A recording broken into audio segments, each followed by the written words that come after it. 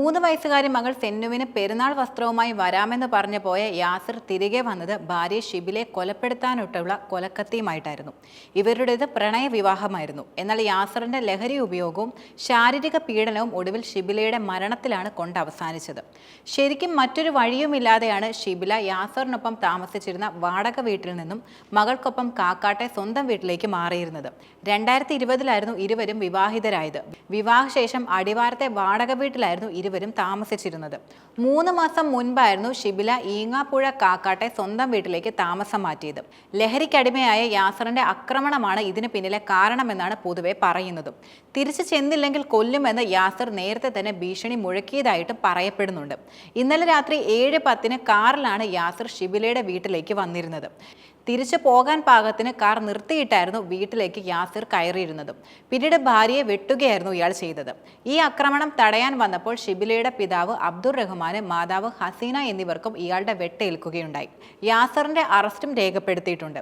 ലഹരിയിൽ സ്വന്തം മാതാവിനെ കഴുത്തറുത്ത് കൊലപ്പെടുത്തിയ ആഷിഖിന്റെ സുഹൃത്തു കൂടിയാണ് ഭാര്യയെ വെട്ടിക്കൊന്ന യാസിർ എന്നാണ് നിലവിലെ സൂചന.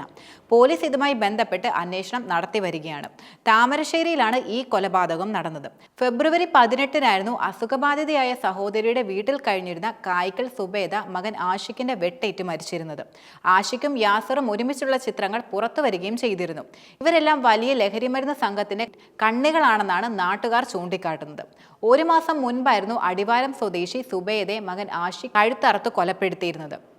മാത്രമല്ല, ഇയാൾ ലഹരിമരുന്നിന് അടിമയുമായിരുന്നു. ബ്രെയിൻ ട്യൂമർ ബാധിച്ച സുബേദ ശസ്ത്രക്രിയയ്ക്ക് ശേഷം പുതുപ്പാടിയുള്ള സഹോദരിയുടെ വീട്ടിലായിരുന്നു താമസം.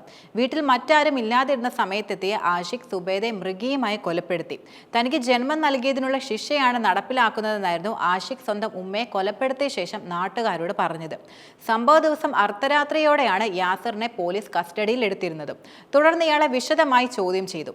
അതിനുശേഷമാണ് പ്രതിയുടെ അറസ്റ്റ് ഇപ്പോൾ പോലീസ് രേഖപ്പെടുത്തിയിരിക്കുന്നത്. യാസിർ ഷിബിലയെ വെട്ടിക്കൊന്നത് കൃത്യമായി ആസൂത്രണത്തോടെയാണെന്ന് പോലീസ് വ്യക്തമാക്കിയിട്ടുണ്ട്.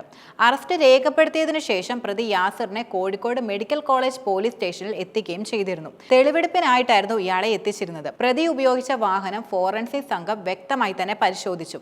ഉച്ചയ്ക്ക് ഷിബിലയുടെ വീട്ടിലെത്തി SSLC സർട്ടിഫിക്കറ്റ് കൈമാറിയ ശേഷം മടങ്ങിപ്പോയ യാസിർ വൈകിട്ട് കത്തിയുമായി വീണ്ടും എത്തിയാണ് ഈ കൊലപാതകം നടത്തിയത്. 11 മുറിവുകൾ കത്തികൊണ്ടുള്ള ആക്രമണത്തിൽ ഷിബിലയുടെ ശരീരത്തിലേറ്റെന്നാണ് ഇൻക്വസ്റ്റ് റിപ്പോർട്ട് വെളിപ്പെടുത്തുന്നത്. ഇതിനിടെ മകളുടെ പിറന്നാളിന് ക്ഷണിച്ചില്ലെന്ന് പറഞ്ഞ് യാസിർ ഷിബിലയുടെ വസ്ത്രങ്ങൾ മുഴുവൻ കത്തിക്കുകയും ചെയ്തിരുന്നു. ഇതിനെ തുടർന്ന് ഷിബില പോലീസിന് പരാതി നൽകി. നാട്ടുകാരിൽ ചിലർ അനുനയത്തിന് ശ്രമങ്ങൾ നടത്തുകയും ചെയ്തിരുന്നു. പിന്നീട് ഉച്ചയ്ക്ക് സ്കൂൾ സർട്ടിഫിക്കറ്റുകൾ യാസിർ കാക്കാട്ടെ വീട്ടിലെത്തി തിരികെ നൽകിയിരുന്നു. വൈകിട്ട് വീണ്ടും നോമ്പുതുറ നേരത്ത് വീണ്ടും വരുമെന്ന് സലാം ചൊല്ലി പിരിയാമെന്നുമായിരുന്നു ഇയാൾ പറഞ്ഞിരുന്നത്. പക്ഷേ ഷിബിലയുടെ ജീവൻ ഒടുക്കാനാണ് പിന്നീട് യാസിർ വീട്ടിലേക്ക് എത്തിയിരുന്നത്. യാസിറിന്റെ ആക്രമണത്തിൽ വീട്ടുകാർ നിലവിളിച്ചതോടെ അയൽവാസികളും എത്തി.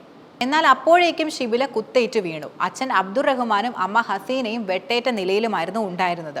സ്ഥലത്തെത്തിയ അയൽവാസികൾക്ക് നേരെയും യാസിർ കത്തി വീശിയിരുന്നു. തുടർന്ന് സൈക്കിൾ എടുത്ത് എറിഞ്ഞ ശേഷം യാസിർ കാറിൽ രക്ഷപ്പെടുകയായിരുന്നുവെന്ന് അയൽവാസിയായ നാസർ വെളിപ്പെടുത്തുകയുണ്ടായി. കൊലപാതക നേരത്തെ യാസിർ ലഹരി ഉപയോഗിച്ചിരുന്നില്ലെന്നാണ് പോലീസിന്റെ കണ്ടെത്തൽ. സ്വബോധത്തോടെ കരുതിക്കൂട്ടി എത്തിയതെന്നാണ് നിലവിലെ നിഗമനവും.